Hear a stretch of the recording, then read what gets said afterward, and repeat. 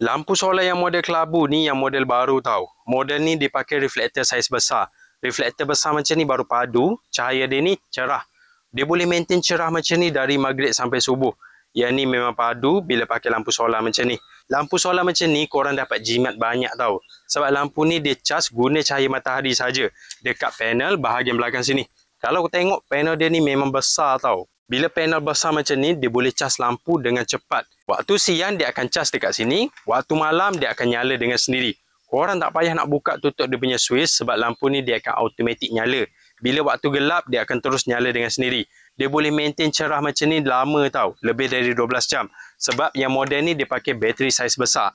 Jadi kalau korang nak cari lampu solar, boleh cek yang model baru ni, memang padu. Design cantik, lampu LED banyak dekat bahagian dalam, jenis pakai reflektor dan panel besar macam ni. Kalau korang nak jimat, korang boleh pakai lampu solar macam ni. Tak payah nak bayar bil elektrik. Korang boleh cek lampu ni dekat link video.